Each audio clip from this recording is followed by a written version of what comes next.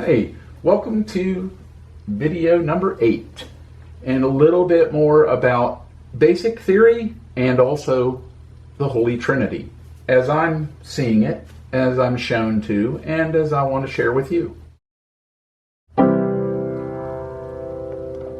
Another way to view the Trinity or see the Trinity, recognize God in music, is the 1 chord or the 1-4-5 chord, specifically the primary chords. So in this setting, we're going to say that God the Father is the tonic or the 1 chord.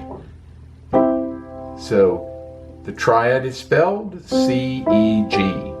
The 1 chord or tonic is C major. This is the one from which all others come forth. So we'll relate to this triad as representative of God the Father, Roman numeral 1. The next thing we're going to do is go to the 5 chord, the dominant. 1, 2, 3, 4, 5. This is 5 notes above the tonic. This is the dominant.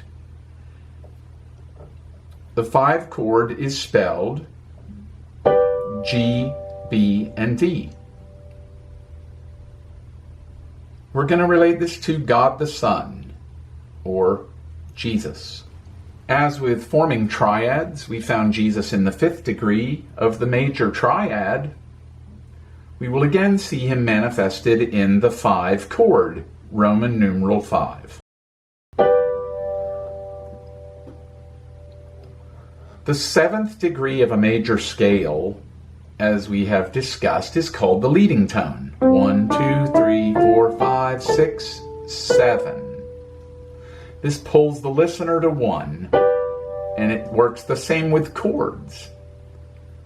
So being 7, we can even think of that as the power of the Holy Spirit guiding us to the Father. Or we can think that Jesus and his Holy Spirit is in there, which Jesus and his goal, his mode of operation, his desire is to lead us to the Father.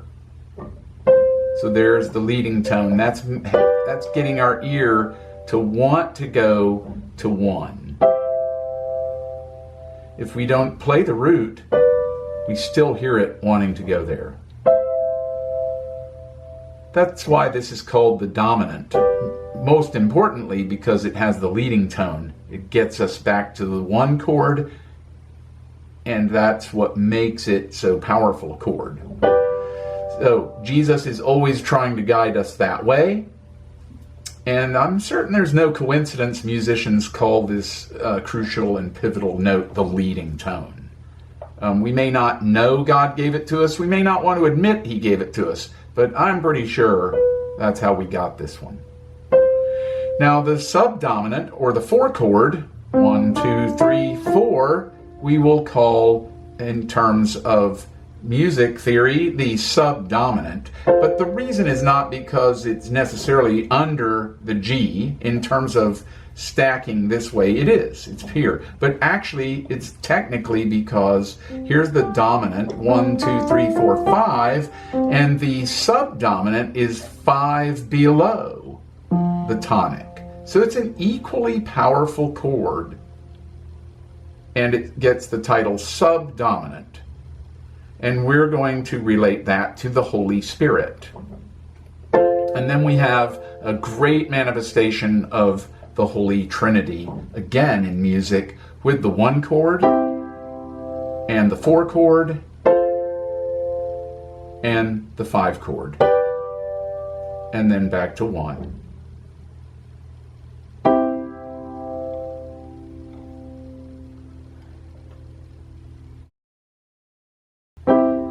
Now we can see that the 5th, 1, 2, 3, 4, 5, of the C, or the tonic chord,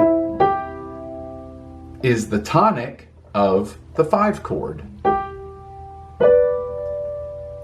So this is where the Father and I are one. Jesus said that. And the 5th, C, of the 4 chord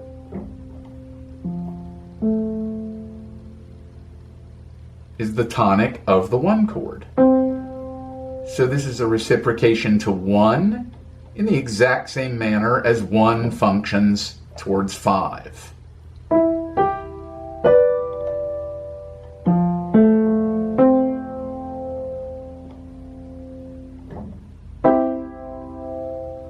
In terms of basic music composition, it is possible and even desirable to start on 4 and then resolve to 1. Here's the 4 chord, and then we can go to 1. It's also nice to use an inversion of 1. So we can go this way. We don't have to jump as much. We can also start on 4 and go to 5, and then to 1. Now that you know 1, 4, 5 and the chords and a little bit more about the inner working or the gift from God, you can get more technique, really good technique, if you go to my videos on 1, 4, 5. So I have it 1, 4, 5 major and 1, 4, 5 minor. And I even did a little fun thing for improvising with the Dorian mode or in Dorian settings. So video 6, Learning to Improvise, will be 1, 4, 5 major, good exercise for voice leading and hand development. Video 7 is 1, 4, 5 minor, and it's the same thing with minor chords. And then video 8, you can check that out and find out a really cool thing to do with 1, 4, 5 that nobody ever really thinks about. And it's there all the time. That sounds a lot like God. He's always there. But do we think about him? Think about that. See you next time. God bless you.